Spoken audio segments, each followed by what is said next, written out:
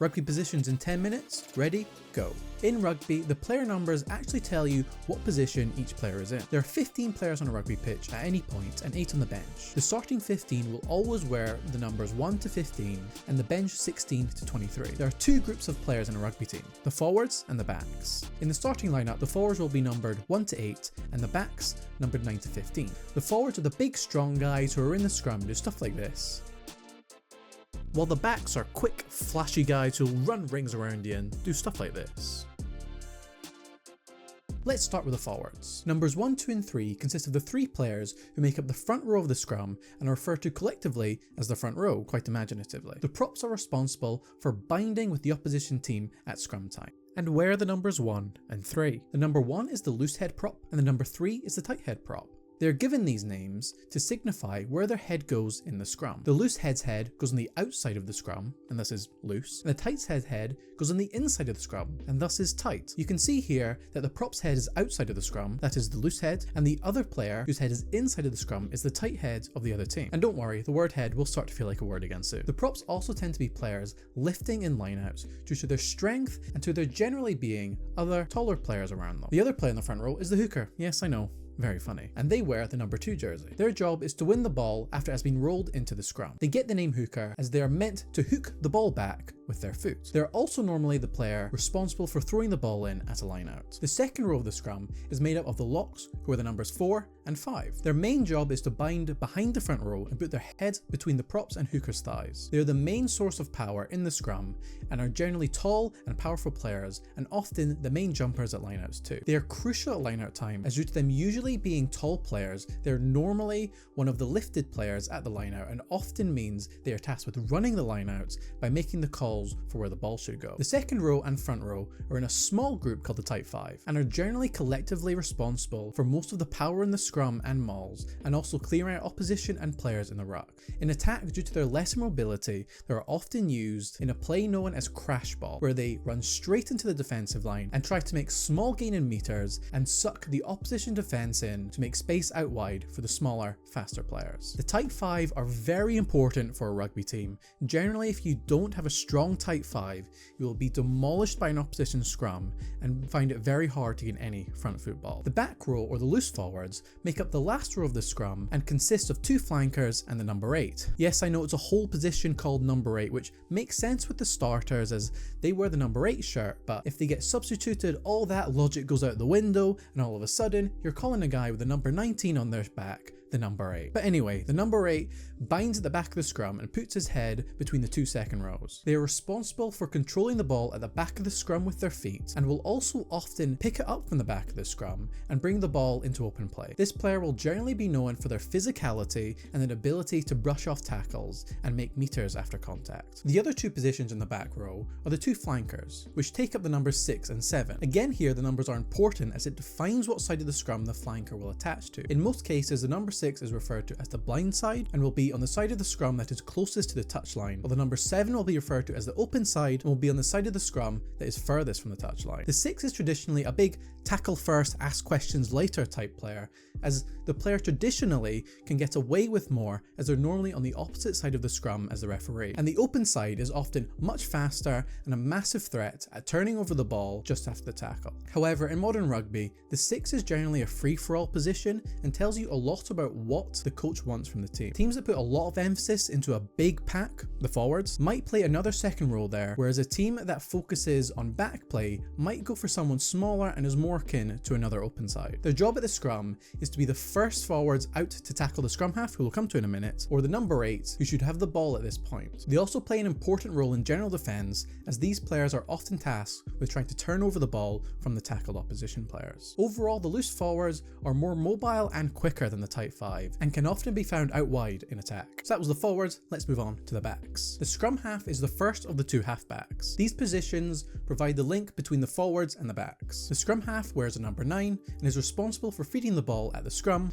picking the ball up at the back of scrums and rucks, and receiving the ball from the forwards at lineouts. They are very important to the tactics of most teams, as a scrum half can generally dictate the pace of the game. They also have a unique kicking role known as a box kick, which is where they kick the ball from the back of the ruck. This is commonly used to exit when under pressure, as it allows to keep most of your team onside, making it easier to perform an effective chase. Due to the need to pass the ball backwards, scrum halves are often in front of play after they pass the ball out of the base of the scrum or ruck. This can often lead to them being unmarked, and if a break happens, many scrum halves find themselves in a great position to support the breaking player and end up scoring a try. They also have a defensive job at scrums and lineouts, as they are normally tasked with putting off the opposition scrum half at scrums and can be responsible for cutting off a passing or running channel. You may also see them floating around this area of the pitch. In defence, they are often given the task to cover the space behind the defensive line to stop opposition chips. The fly half, who wears the number 10 shirt, is the second of the two halfbacks and is probably the most important player on the pitch. Many teams are defined by their number 10. Teams often take the personality of their fly half. Finn Russell, for example, is known for being a maverick player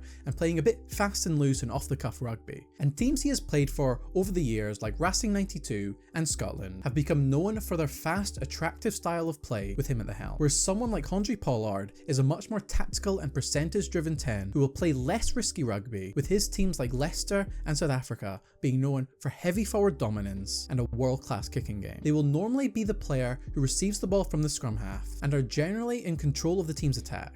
Due to this, they are normally the main decision maker on the pitch and will decide whether the next attacking play will go out wide through the backs or be tighter and go through the forwards in that crash ball play I mentioned earlier. Making the right call at the right time is crucial for a fly half success, so they need to have great vision and good passing and kicking skills to be able to take advantage of weaknesses within the opposition defence. Fly halves are also often the designated kicker of the team, whether that be from hand, drop kicks, or off the tee for penalties and conversions. You will likely see the fly half partaking in this role. They are perhaps the closest thing to a quarterback that exists in rugby. The next two roles are the two centres, who are the number 12 and 13. The number 12 is the inside centre and the number 13 is the outside centre. The inside centre is often the player closer to the fly half and will often receive the ball from them. They are often bigger and stronger than the 10 or 13 and are used to run into contact if a forward is not available, like off the back of a scrum or maul. But it can also be common to find a player more like a fly half to act as another creator on the pitch. It can often be found on the opposite side of a scrum or ruck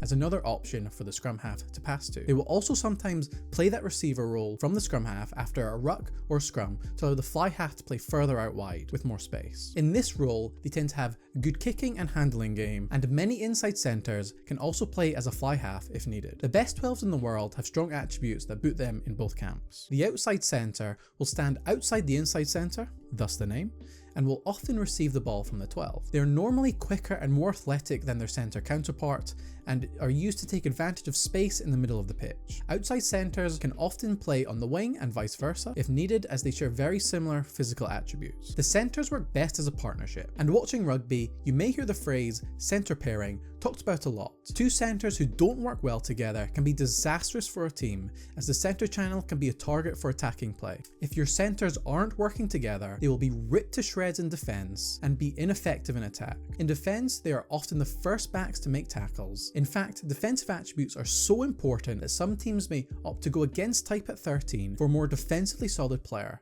Like when Chris Harris, who was said by many to be one of the best defensive centres in the world, was favoured over the more flamboyant Hugh Jones for Scotland for a few years. The wingers, who are the numbers 11 on the left wing and number 14 on the right wing, are two positions in what is called the back three. Their main role is to finish moves and score tries. Wingers are normally the fastest players in the team, but range a lot in size. Smaller wingers like Cheslin Colby and Darcy Graham are praised for their quick feet with an ability to run around players and make their way through crowded areas, while also packing a lot of power in a small package. While other wingers like Duhan van der Merwe are praised for their sheer size and power, which helps them run over players to score tries. Generally, the skill set required for either wing is the same, but often players will play on the same side as their strong hand or foot to make it easier for them to pass inside or step opponents. The fullback is a somewhat unique role in rugby, who wears the number 15 shirt and are the last of the back three. Their main job is to marshal the backfield, which basically means they're the furthest back player on the pitch in defence, and have the job of covering any deep attacking kicks from the opposition, and are often the last line of defence for any line breaks. But they are also often important role in attack, and can often act as a second playmaker along with the number 10. It is even quite normal for 10s and 15s to be able to both play both positions, like Bowden Barrett for the All Blacks and Thomas Ramos for France and Toulouse. There's generally two types of fullback: a big, tall, athletic player who's normally defensively strong, has a big boot and can make meters running the ball back into contact, or a smaller player with fast feet who will try and weave in and out of rushing defenses. It's important for a fullback to be good under the high ball and have a strong kicking game for kick returns. If you like that, you'll also enjoy this video right here. Thanks for watching.